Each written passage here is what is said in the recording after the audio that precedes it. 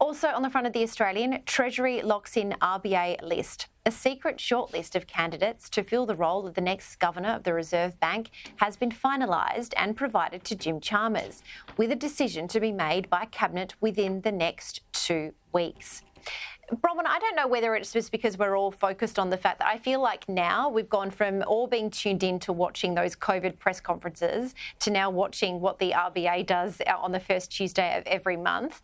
I can't remember a time, and please refresh my memory, if we've ever been so focused on who will become the next governor of the RBA. I guess given the fact that Mr. Lowe has been so forthright and being so prominent within the media, it makes sense.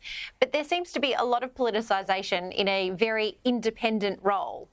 Well, look, this has been a play game for the Treasurer, Mr. Chalmers. Will he or won't he reappoint the Governor of the Reserve Bank? Of course he won't. Yeah.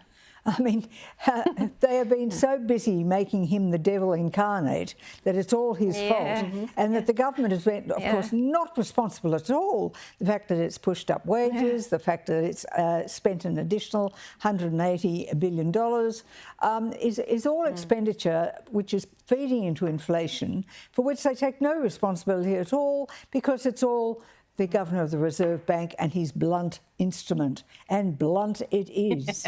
And when they come out and tell us that they want more people to be unemployed, when those people are still hanging on to their jobs, getting a second job so they can meet their huge now mortgage repayments, it's just obscene. It's become a game, and it's just not reasonable. Take responsibility, Mr. Chalmers, and of course, if the Prime Minister could bear to stay in the country for 5 minutes, well, perhaps we would be able to have some proper discussion with him too. I mean, seriously, it's become a joke. Yes.